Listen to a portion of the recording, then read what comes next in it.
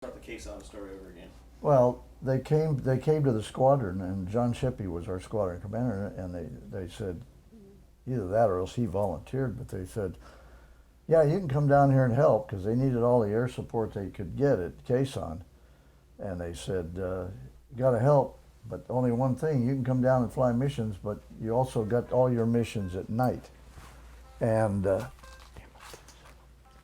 I don't need to answer this. God. Hello, dear. Yes, I do need to answer that. Yeah. Okay, bye. Anyway, that's my wife over at the hotel. But you got to fly your full contingent of night missions. And so the skipper took a flight of 4 down there, and they went down there like for 2 days. And the rest of us were chomping at the bit because they were day missions. They could go down there and really do some good. And they really did well, but we couldn't hold up maintenance-wise. Couldn't hold up the night missions, so we had to quit. And I didn't get to go on one of them. I certainly wanted to, but when I started talking before about the fact that the 2 airplanes would work together, of course we always coordinated. We knew what altitude and where the FAC was. Usually when you were working with an O2, you also then coordinated what altitude you were perched at and what altitude the other guy was at. And it was at least 500 feet, sometimes 1,000. And most guys would go, you know, I'm up in the northeast, or I'm in the southwest, and the FAC's in the southwest, and he's below us or whatever. And you'd go, guy'd go, well, I'm rolling in, going from north to south, and I'll pull off to the east out of everybody's way. Ken LaFave and I, this is a personal thing, but Ken LaFave and I were both from Arizona. And whenever we would get married up working as a 2-ship, we had what we call the Arizona GeoRef system. Mm-hmm. And we always tried to outdo each other, because it would be, where are you? Well, I'm over Flagstaff. Okay, fine. And we used Phoenix as a center point. They said, okay, well, I'm pulling in and I'm going from Safford to Wickenburg, and then I'll pull off toward Yuma. But we would end up trying, which meant I was north, he was in the eastern quadrant, and he was going more toward the northwest quadrant, and he was going to pull off toward the southwest quadrant. But we would get funny, we'd get esoteric and try to pick the littlest berg we could think of and see if we could stump the other guys. There was a method to this madness, yeah. And that was the fact, are the bad guys listening to us on the radio? Which we often thought they were. Because if we say we're going north to south, breaking east, and sometimes you would see the guns light up on your eastern side, uh-oh, they're listening to us. So the GeoRef that we were using was to discourage that. The other thing that we did, and we tried, is when one guy is out of anything to drop or guns or whatever, he called himself Winchester, which means this is my last pass and I'll be Winchester, meaning he's empty. That's when the gunners would really open up, because they knew that you weren't coming back with another load of weapons on him. So we used to call Winchester while we still had a couple of napes and some funny bombs or some frags left, just to keep them honest. Did anybody talk about funny bombs? Yeah. Oh, okay. Okay. Because one of the scariest things you ever had was, and I think all of us had it at one time or another, whether it was a funny bomb or whatever was in the bomb bay, was you'd roll in, release, pickle, pull off, Nav would close the bomb bay doors, you'd fly a little bit, and all of a sudden you'd hear thunk, which meant the bomb has come off and it is now laying in your bomb bay. We call it a floater. And the problem is, as you know, when a bomb goes off and it's been released from its things, It arms. the little thing's spinning, so you got to get rid of that puppy, and you got to get rid of it fast. So you'd have to whip back around and hopefully get another pass in and let it go. Otherwise, you just have to puke it off into the cars. But it got your attention.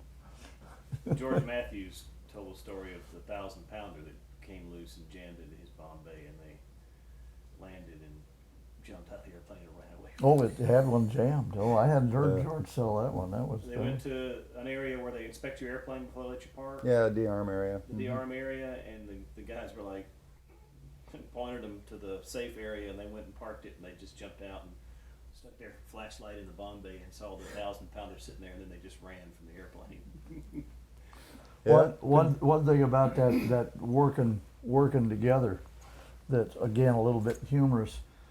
We were working up just south of Mugia Pass, and Tom and I were working, and it was Buck Bennett.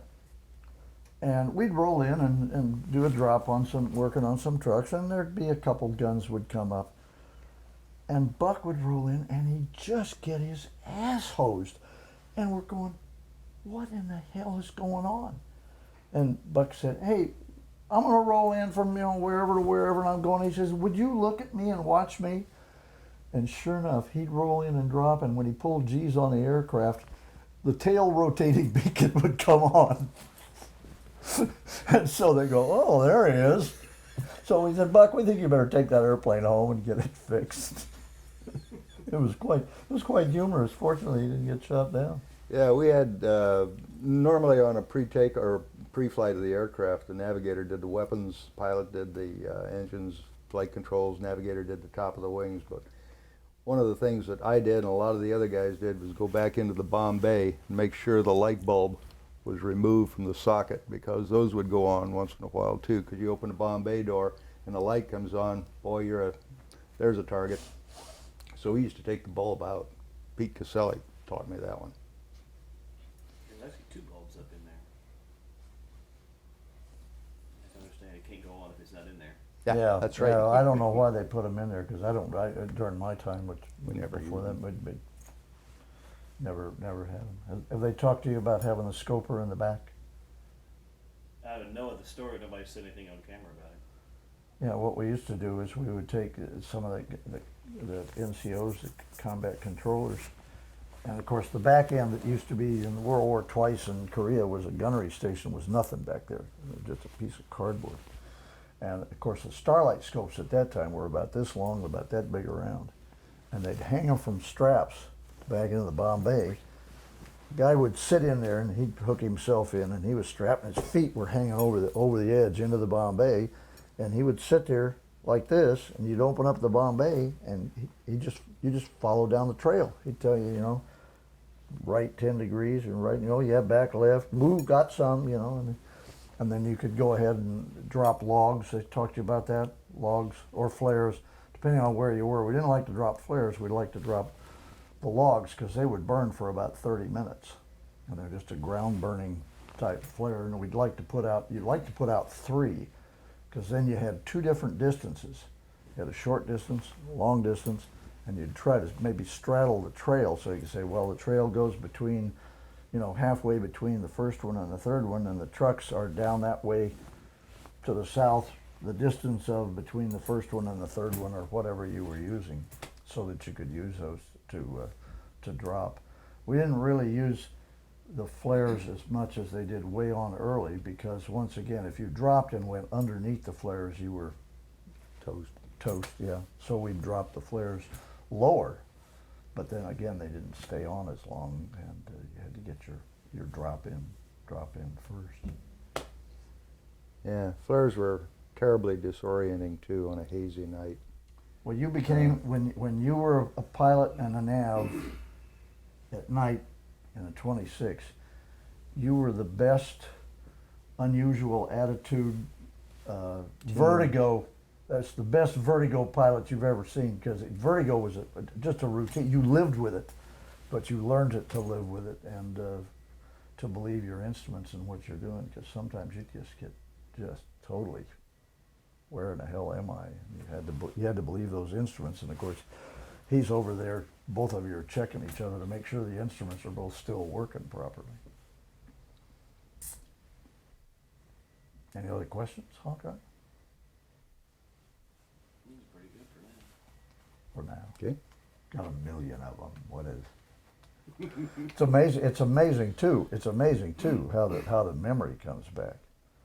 Like somebody asked me the other night, we were talking about the paintings that Frank Gorski did. If you could ever see any of those paintings, they're just phenomenal. And I told a story last night about when I commissioned Frank to paint mine. I got two, one for me and one for my nav, Tom Bronson. And it was a mission that I had flown with Chuck Kenyon supporting. And we were at Foxtrot, which was a great one of the best checkpoints, because it's karst and the river and everything, and the trucks came down. And it was Chuck's turn to strike and my turn to fly flak suppression. And he laid a can of napalm that hit right smack in the middle of the radiator of an 18-wheeler. And it was the most beautiful. I went, holy cow, because you didn't see the truck before the nape went off, of course. Wham, there he is, and then just clomp. That was quite a shot, and that's what I had Frank paint the picture of. And it's captured for immortality, whatever.